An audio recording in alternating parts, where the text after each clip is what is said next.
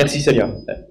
Donc, j'aimerais lire un premier passage d'entrée dans les épîtres de Jean, donc 2 Jean 1 au verset 4 à 11. J'ai été fort réjoui de trouver des enfants qui marchent dans la vérité, selon le commandement que nous avons reçu du Père. Et maintenant, ce que je te demande, Kyria, non comme te prescrivant un nouveau commandement, mais celui que nous avons eu dès le commencement, c'est que nous nous aimions les uns et les autres. Amen. Verset 6, et l'amour consiste à marcher selon ses commandements. C'est là le commandement dans lequel vous devez marcher, comme vous l'avez appris dès le commencement. Il y a encore 2 fois le commencement. Hein. Au verset 7, car plusieurs séducteurs sont entrés dans le monde qui ne confessent point que Jésus-Christ est venu en chair. Celui qui est d'elle, c'est les séducteurs et l'antéchrist. Prenez garde à vous-même, afin que vous ne perdiez pas le fruit de votre travail, mais que vous receviez une pleine récompense.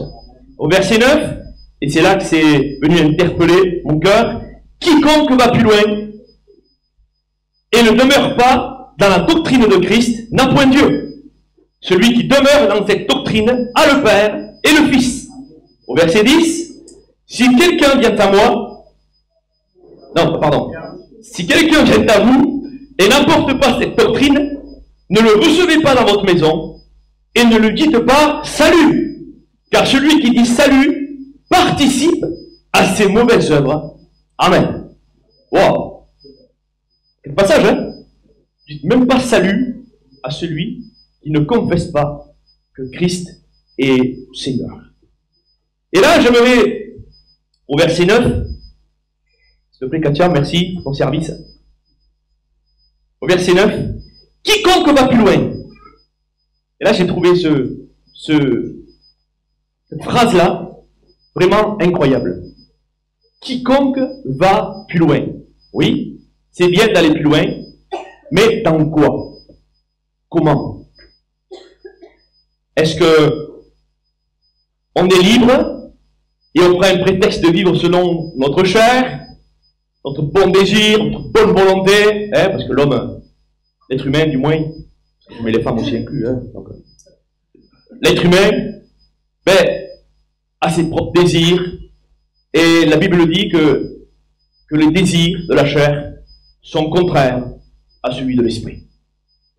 Vos voix ne sont pas nos voix, mes pensées ne sont pas vos pensées.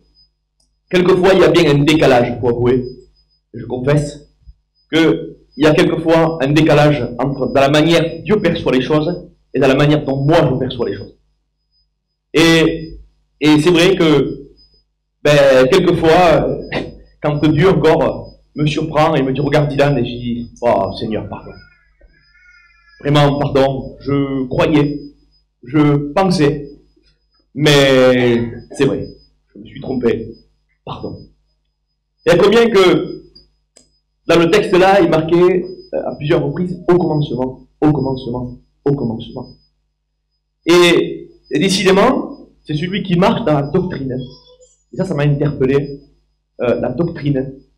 Parfois, on peut croire que c'est des préceptes ou des commandements très rudes, hein, comme la doctrine.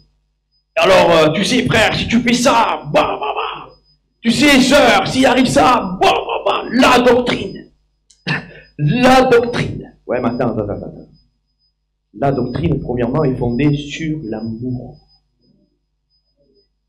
C'est tout. Premièrement, c'est sur l'amour. C'est des fondements. Que tu le veuilles ou pas. Et si tu le veux pas, je suis navré pour toi.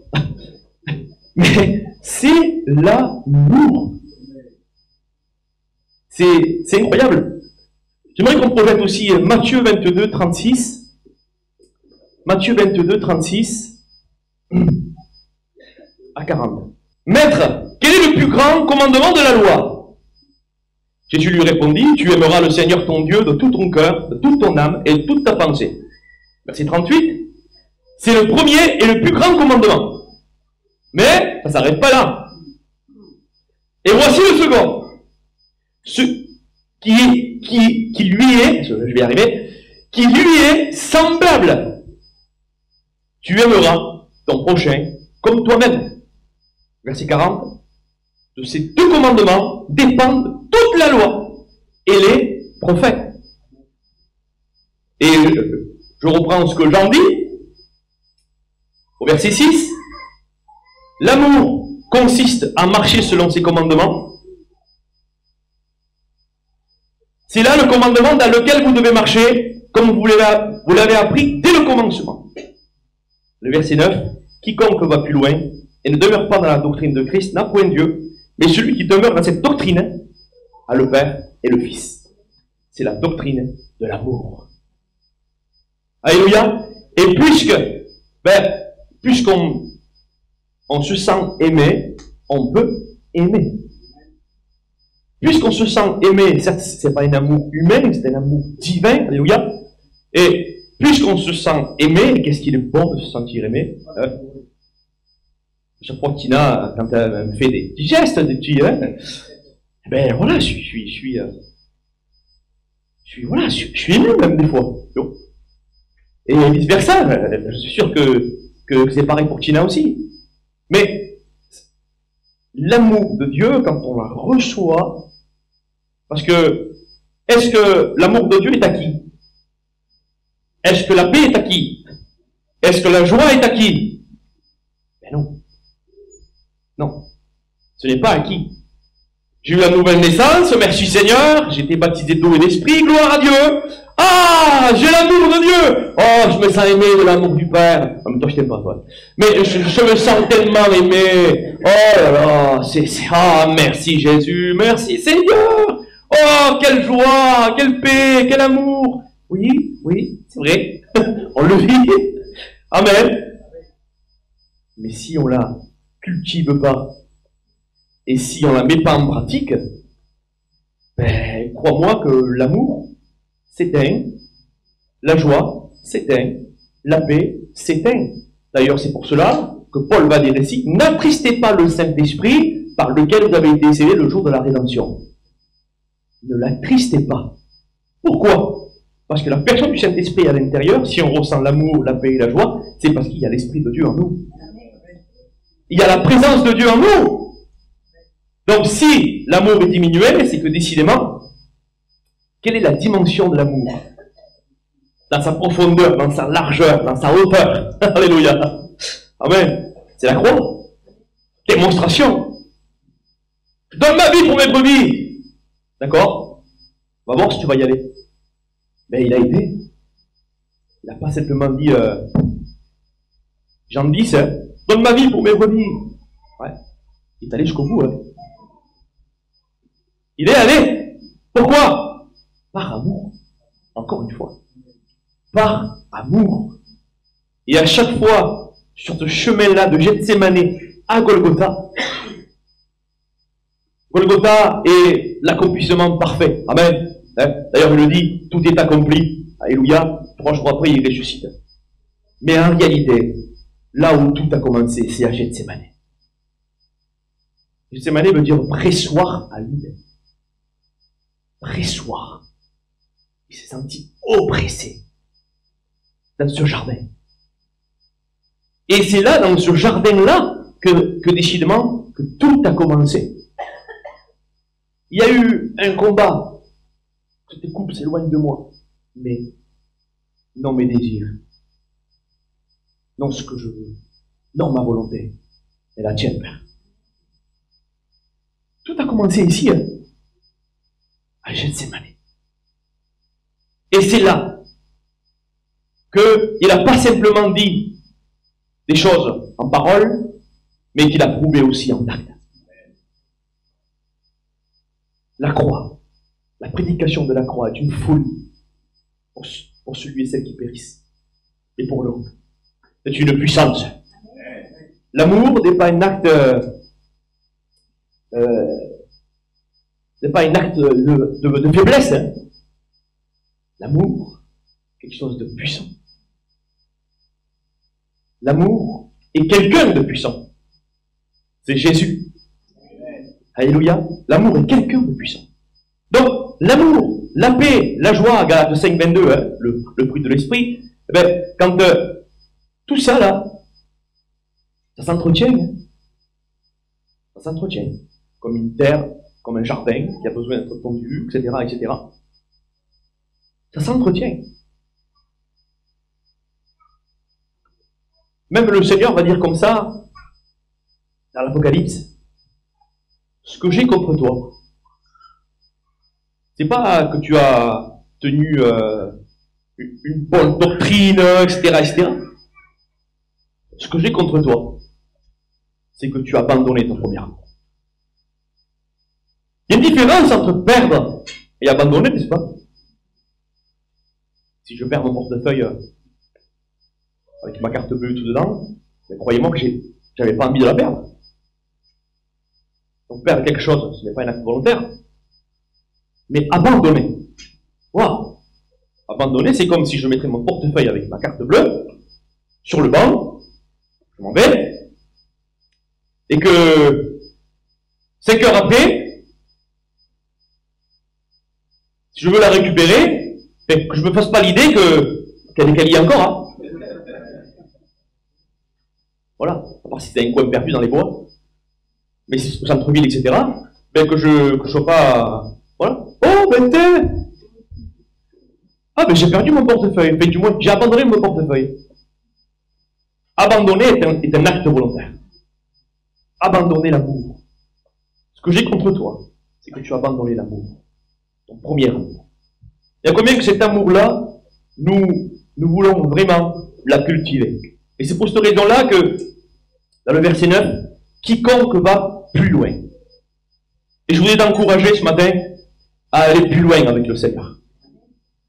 Peut-être es-tu quelqu'un de sincère qui travaille fidèlement dans ton église.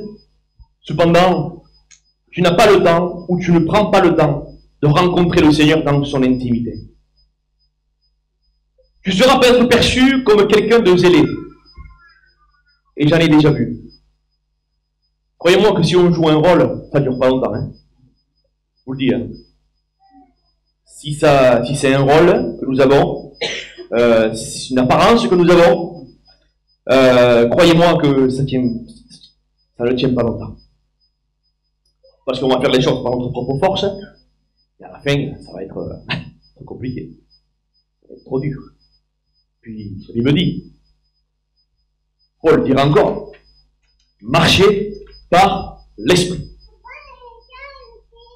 Et puis il va dire ainsi aussi, du moins, si l'esprit de Dieu habite en vous. Mais marchez par l'esprit et vous n'accomplirez pas les désirs de la chair.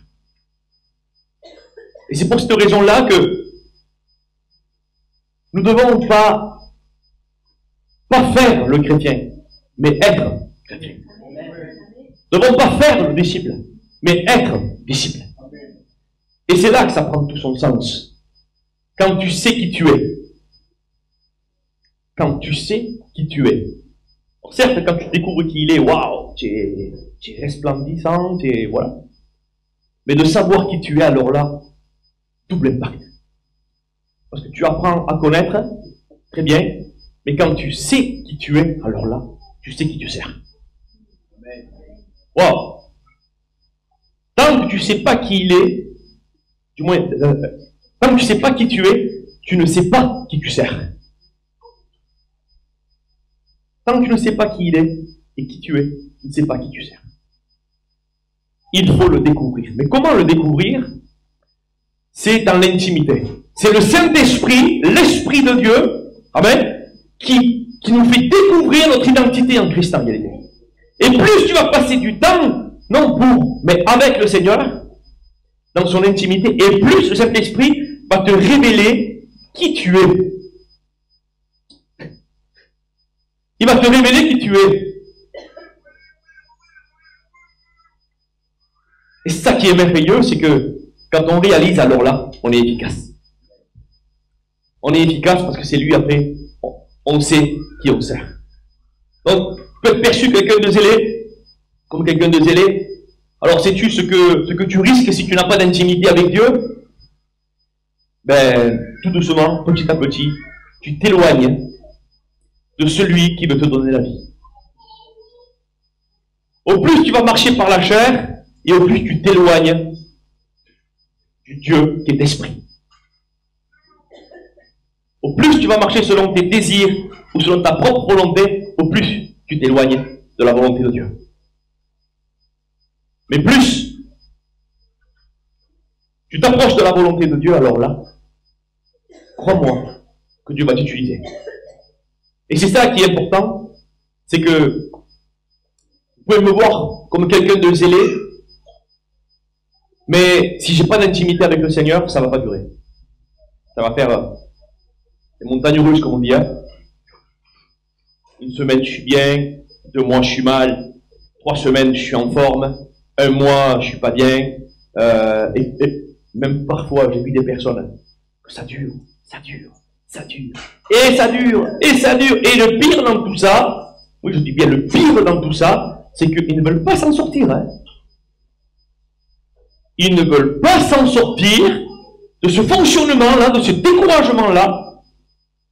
Alors je te rassure, le découragement, c'est pour pécher, hein, d'accord? Ça me frappe. Ça m'a frappé, et je pense aussi, ça peut me frapper aussi, hein, amen. Mais le découragement n'est pas un péché, hein, d'accord? Mais tu peux vivre des déserts, tu peux vivre quelque chose, vraiment que c'est le néant, hein, comme si rien ne réussit, etc. Mais le pire, c'est que tu restes dans cet état-là. Je ne dis pas d'être toujours au top, je ne suis pas toujours au top. Hein.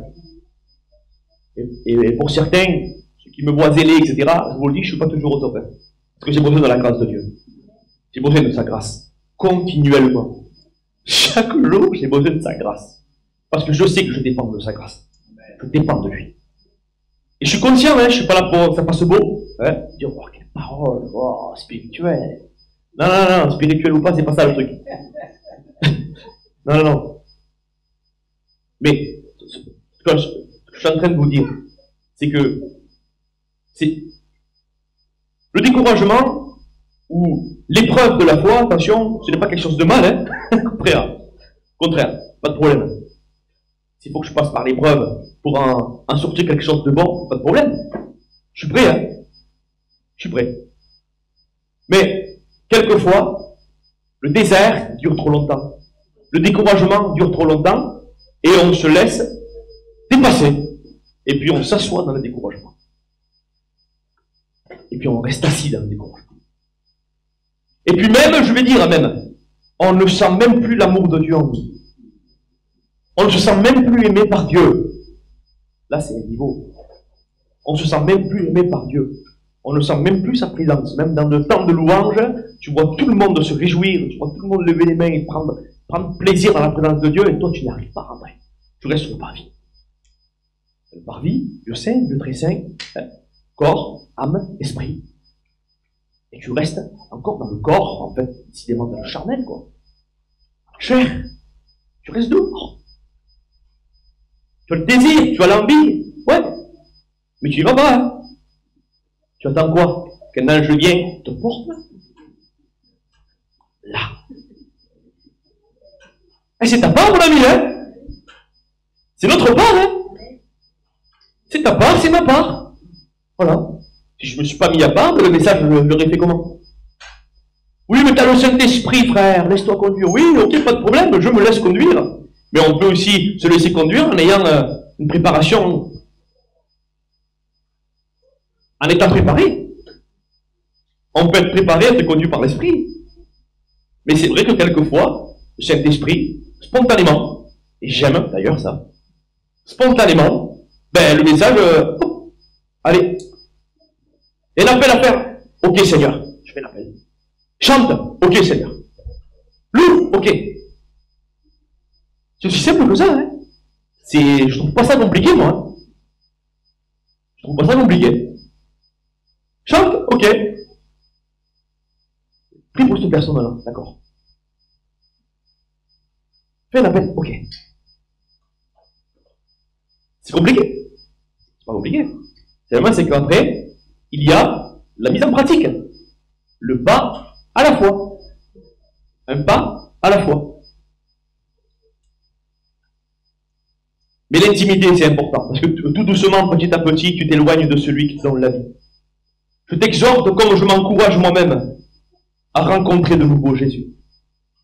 Enferme-toi dans ta chambre, ou dans un endroit tranquille, pour te mettre à genoux et rechercher la présence du Maître. Écouter sa douce voix et reprendre des forces. Tu dois reprendre des forces. Tu dois reprendre des forces. Il y en a assez maintenant, l'esprit d'abattement, et je veux le chasser d'ailleurs. Et je le chasse au nom de Jésus. L'esprit d'abattement, stop. Stop. Maintenant, nous devons être remplis de force en disant, oui, je veux être renouvelé, Seigneur. Renouvelle-moi. Et encore une fois, la force dépend aussi, également, de la joie. Entretenir la joie, c'est avoir des forces. La joie du Seigneur est ma force. Simplement, hein. La force est dans la joie du Seigneur. Encore une fois, on retrouve toutes ces forces-là dans la joie. Mais il faut la cultiver. Joie, paix, amour. Sans oublier les neufs. Mais il faut la cultiver et l'exercer. Beaucoup ont pensé que Jésus avait fait preuve de favoritisme en faveur de Marie au détriment de Marthe, qui pourtant mettait tout en place pour recevoir l'homme Jésus. Quoi de plus louable, surtout quand on doit recevoir un invité de marque comme Jésus. Nous savons très bien comment nous réagissons quand nous avons une réception à la maison et que nous voulons vraiment faire plaisir. Et là, je m'arrête. Même dans nos temps de culte, même dans nos temps de louange, les temps d'adoration, les temps de prédication, il se peut que dans la tête, on prépare le manger déjà.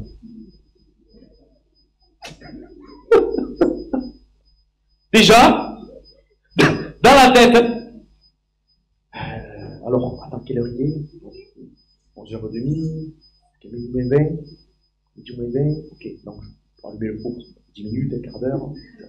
Ah ouais, ah c'est prison de règle le truc, hein. Ah c'est tout, ah ouais, vraiment réglé quoi, tu vois, vraiment réglé. Et même, en étant dans un temps de louange, un temps de prédication, ben, il se peut que ça tourne dedans là. Ça tourne. En plus, alors, si en plus de ça, on reçoit des invités, le dimanche, après le culte. Comme on dit chez nous, Boudi. C'est la totale. Ah, c'était bien le culte, ouais, c'était bien, merci Seigneur. Allez, on y va. Allez. Ah, mais c'est vrai, on est tous comme ça quand même. Faut avouer. Mais là, Marthe reçoit Jésus, invité de Marc. Oh, elle le reçoit, Jésus dans sa maison. On comprend bien qu'elle ne peut pas rester assise. Possible. Attends. Il y a le roi des rois, le seigneur des seigneurs. Il y a le fils de Dieu chez moi, physiquement parlant. Alors, mais faut que je le serve. Ah, faut que je le serve. Allez, ça. Ah oui. Oh là, tout parfait pour le maître. Tout parfait pour le maître. Et là, Marthe mettait tout en place, peu cher. Comme on dit chez nous, peu cher. Attends le suite, ça. Elle mettait tout en place. Et puis là, Marthe, tu n'aurais pas dû dire ça. Tu vois, tu t'es fait reprendre par le maître. Tu aurais dû servir, etc. Et puis voilà, c'est tout. C'est toi qui as voulu le faire. C'est toi qui as voulu t'occuper du service. Pourquoi tu reproches à Marie de ne pas t'aider? C'est toi qui as voulu t'en occuper. Tu as voulu t'en occuper. Ah oui, mais c'est chez moi. Oui, d'accord, c'est chez toi. Ok, je comprends bien, mais tu as voulu t'en occuper. Oui, mais voilà, tu prends la responsabilité de faire le manger. Oui, voilà. Maintenant, tu le fais. Donc là, Marthe, maître, mais Tu ne peux pas dire à Marie qu'elle vienne m'aider là. J'ai marqué comme ça, attendez. Attendez. Ah, voilà. Ne veux-tu pas reprendre Marie, qui est assise là, à ne rien faire, alors que moi, je suis fatigué, et j'ai tout à faire. Et puis la question que j'ai posée là, croyez-vous que le Seigneur a été injuste avec Marthe?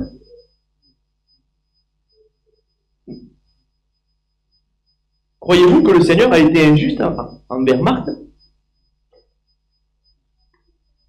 Seigneur, elle a quand même besoin d'aide là. Elle est seule avant de tout préparer. Elle est fatiguée, elle n'en peut plus. Donc, je sais pas, dis-lui qu'elle vienne l'aider, mon cher, là. Qu'elle vienne l'aider.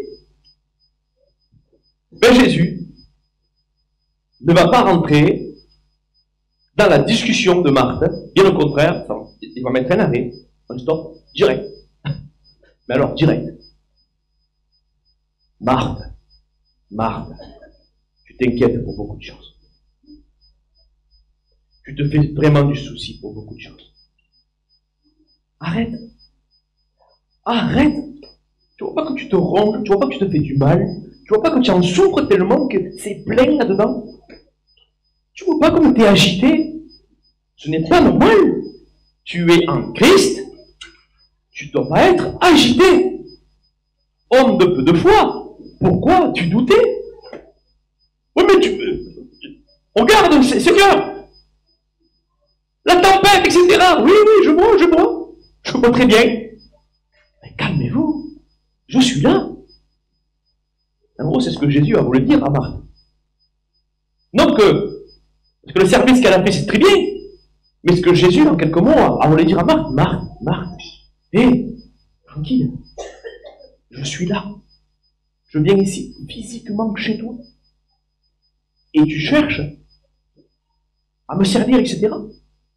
Regarde. Et là, Jésus va dire une parole. Regarde, Marie, elle a choisi la bonne part. Donc, est-ce que Jésus a été injuste envers Marthe? Non. C'est que, simplement, il a voulu faire comprendre, tu te soucies pour beaucoup de choses. Tu te soucies pour beaucoup de choses. C'est plein dedans. Alors, arrête ce que tu fais et viens à mes pieds. Viens à côté de Marie, là. Viens à côté de Marie. Viens à mes pieds. Et tu verras. Parce qu'il y a un temps pour le service, mais il y a un temps pour l'écoute. Un temps pour donner, un temps pour recevoir. Mais un temps dans le service, mais aussi un temps d'écoute. Marie et Marthe, deux sœurs, j'en suis sûr qu'elles auraient pu se lever et l'aider. Mais non, Jésus est là. Hé, le maître est là, tu t'occupes. Hé, oublie ça, viens là. Viens là. Prends ce temps-là. Et bien sûr, attention, ne pas oublier après le service. Parce que tout le monde va adorer, mais personne ne veut servir. Et des fois, c'est le contraire. Tout le monde veut servir, mais personne ne veut l'intimité avec Christ. Tout le monde veut servir, hein, mais personne ne veut se mettre à part avec le Seigneur dans son intimité pour savoir, pour découvrir qui il est et qu'est-ce qu'il peut faire. Parfois, il y a trop de service et pas assez d'intimité. Parfois, il y a trop d'intimité. Attends, frère. Tu viens avec moi, je vais faire des courses. Attends, je prie. Là, je suis dans la prière, là. Attends. Il faut l'équilibre. L'équilibre est très important. Ne pas négliger les tâches, parce que oui, tu es enfant de Dieu, mais tu es aussi mère, peut-être aussi. Tu es mère et tu es femme. Je suis enfant de Dieu, je suis père et je suis mari.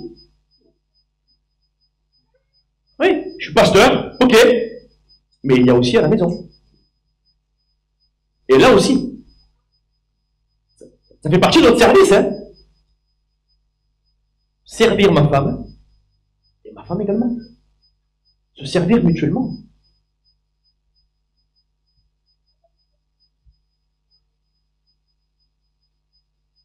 Marie a choisi la bonne part. Elle est au pied du maître. Peut-être que le Seigneur te demande de marquer un temps d'arrêt, d'écouter sa voix et de te laisser guider par l'Esprit. Je connais des gens qui ne manqueraient pas une réunion d'église, mais qui n'ont pas le temps de passer seul à seul avec Jésus. Comment réagissent-ils ensuite envers leur prochain? Ils n'ont jamais de temps disponible. Même plus le temps d'acheter des gestes pour un anniversaire, ou des attentions, ou un petit coup de fil à quelqu'un. Même le jour de l'anniversaire, quelqu'un, on ne prend même pas ne prend plus le temps d'ailleurs, d'aller au magasin, aller acheter un cadeau. Même là, c'est compliqué à trouver du temps. Imagine, hein, si on n'a pas le temps d'acheter un cadeau, j'imagine même pas dans la prière.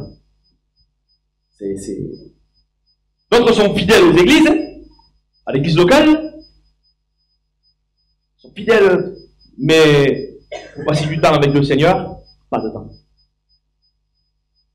J'ai pas le temps, mon ami. J'ai pas le temps, pasteur. J'ai pas le temps, frères et sœurs. Et si moi je te dirais ça aussi? Tu as fait la prédication? J'ai pas eu le temps. Un dimanche. Pasteur, pourquoi tu fais que chanter? Non, l'Esprit me conduit. Désolé. Dimanche après dimanche, et décidément un mois sans prêcher. On peut se poser des questions à la fin. Et à la fin, tu vas voir la personne et... Pasteur, oui. C'est comme ça, hein. Je ne suis pas en train de te remettre en question ce que tu ressens. Voilà. Mais ça fait un mois qu'il n'y a pas de prédication. Chanter, louer, d'accord. Mais la parole, j'ai pas le temps. Le travail, les enfants. Les enfants à l'école, bientôt. Les enfants à l'école, faire ci, faire ça, m'occuper du foyer. Que ce soit pour moi, que ce soit pour vous. Hein. Prenons du temps, s'il vous plaît. En vérité. Prenons du temps. C'est vrai qu'on a l'impression de perdre du temps. C'est incroyable ce que je dis là. Mais quand on est dans la présence de Dieu, on a l'impression de perdre du temps parce que le jardin n'est pas tondu, l'herbe n'est pas tondue. C'est un combat incroyable. Et rester assis comme ça là, comme ça. Plus de 5 minutes, pour certains c'est impossible. En vérité, hein. Et j'en ai vu, hein. Même dans la louange, rester 10 minutes et les yeux fermés, ils n'arrivent pas. Impossible. Le moindre bruit. Le moindre pas. Le moindre petit. Manque d'intimité. Ouais. Parce que quand tu pries, tu donnes de l'intimité, tu as la maîtrise de soi. Oui. Tu peux rester 2 ou 3 heures en train de prier, tu imagines quand même? Ça t'apprend à te canaliser là. 2 ou 3 heures dans la prière. Là, c'est pas 5 minutes, hein. Seigneur, merci pour la journée, merci de garder mon foyer, merci de garder ma famille. Je te prie de me garder sur le chemin de mon travail et aussi sur le retour parce que le soir, je n'aurai pas le temps de te prier parce que je travaille, etc. Donc merci Seigneur, à toi la gloire, Seigneur, je te loue. Amen, amen, amen. Voilà. On demande plus de Dieu, mais Dieu demande plus de toi. Hey. Tu veux plus de Dieu? Oui. Ah. Eh bien, Dieu veut plus de toi. C'est tout. C'est aussi simple que ça. Et moi, comme j'ai soif de Dieu, et comme tu as soif de Dieu, j'ai soif à plus, et continuellement à plus, ben Dieu attend plus de moi. Voilà. C'est aussi simple que ça. Hein.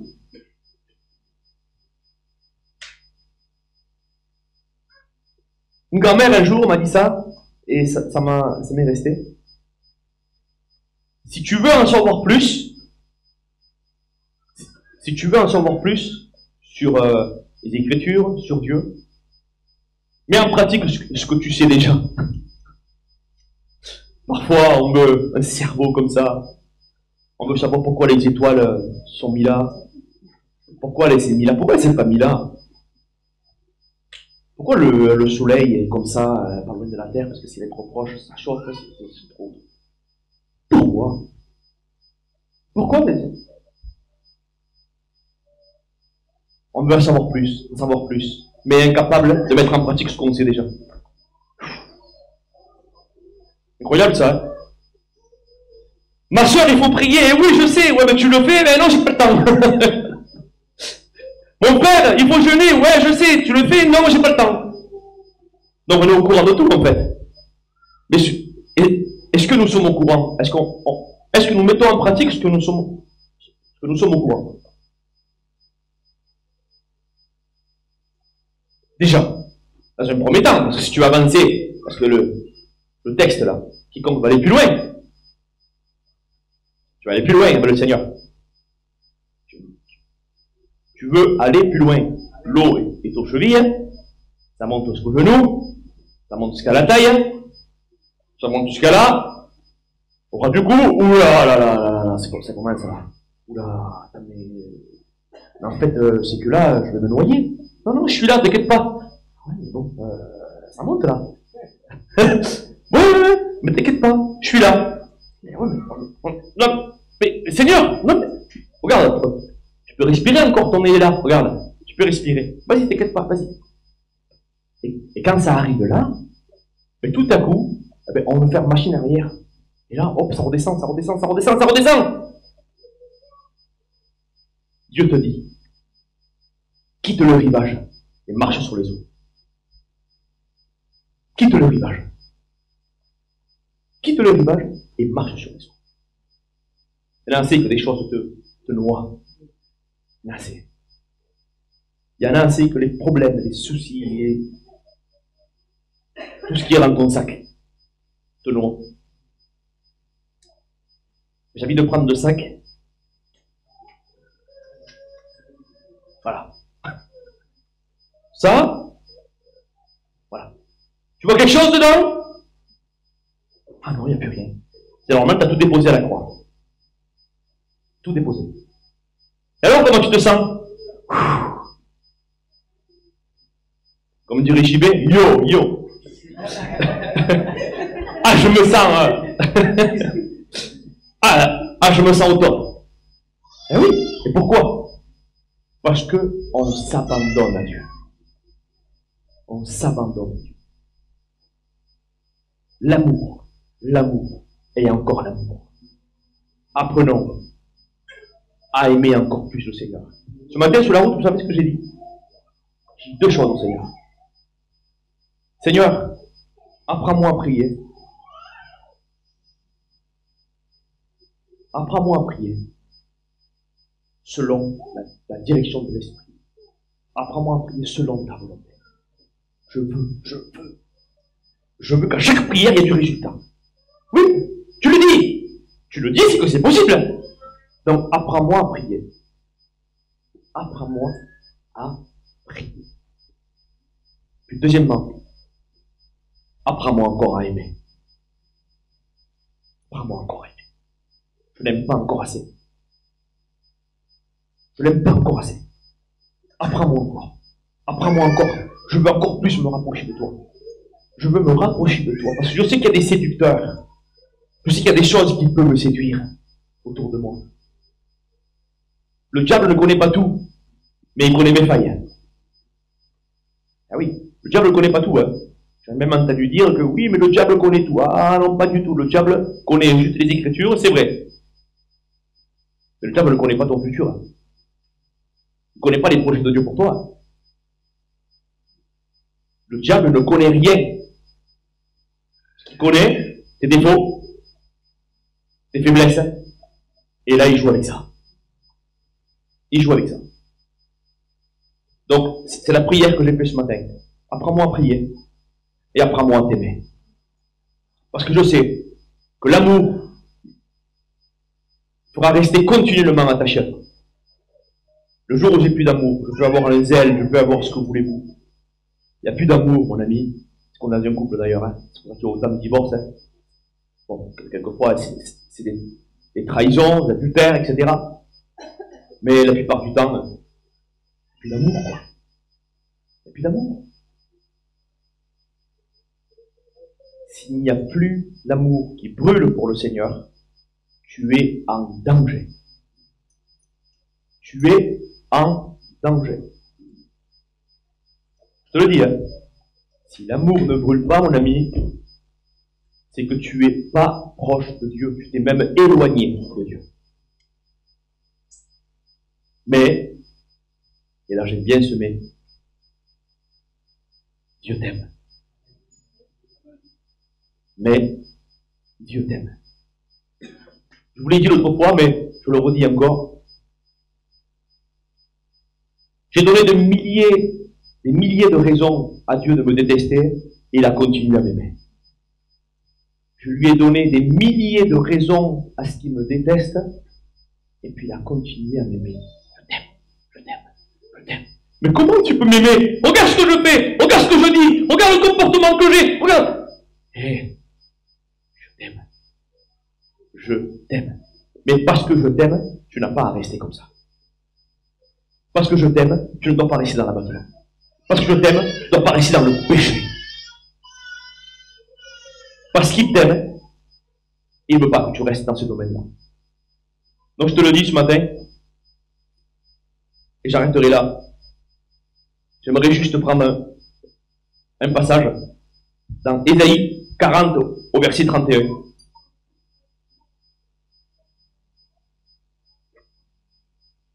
Ésaïe 40 au verset 31, regardez ce qu'il dit. Mais ceux qui se confient à l'Éternel renouvellent leur force. Ils prennent le vol comme les aigles, ils courent et ne se lassent point, ils marchent et ne se fatiguent point. Ceux qui se confient à l'Éternel. Donc, intimité. Intimité. Soyons attachés comme le cep est attaché au sarment. Il porte son fruit. Restons attachés à Dieu. Comment? Ben, par l'amour. Par l'amour. Et puisqu'on l'aime, eh ben, on veut découvrir les Écritures. Plus on l'aime, on veut passer encore plus de temps. Quand on découvre quelqu'un, quand on fréquente, un homme fréquente une femme, il passe des heures et des heures au téléphone pour se connaître. Quelquefois, la personne commence à 8 heures du matin et va rester au téléphone jusqu'à 5 heures du matin, dormir 2 heures ou 3 heures, puis aller au travail, et puis même au travail encore penser à lui.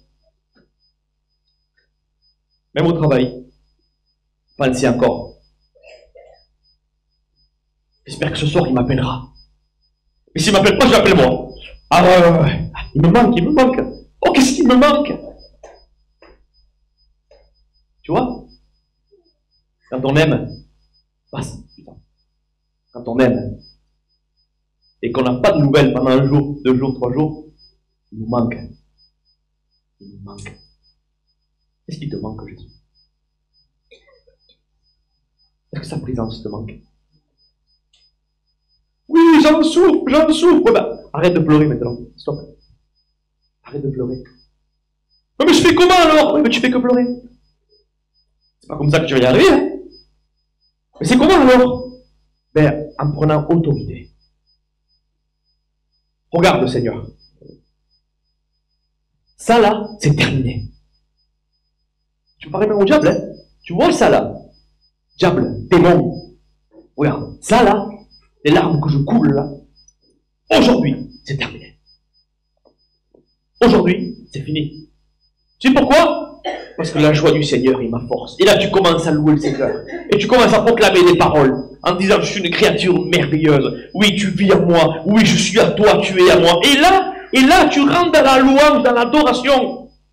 Tu ne fais que pleurer parce que tu écoutes que des chansons déjà du monde, premièrement, hein, que des chansons mondaines qui te font rappeler au passé, hein, parce que oui, ça marque, hein, il y a des chansons qui marquent aujourd'hui. Hein. Ouais. On entend juste dans la voiture une musique qui passe à la radio. Et pourquoi tu pleures? C'est pas interdit de pleurer, c'est pas ça que je dis. Mais attention même à ce que tu écoutes, décidément. Même ce que tu écoutes, ça peut influencer à l'intérieur. Donc décidément, tu fais que entendre des belles choses, mais tu ne nourris pas ton cœur. La seule nourriture. L'homme ne vivra pas de pain seulement, Matthieu 4,4. L'homme ne vivra pas de pain seulement, mais toute parole qui sort de la bouche de l'Éternel. Alléluia. Toute parole qui sort de la bouche de Dieu. Les Écritures. Les Écritures, c'est la bouche de Dieu.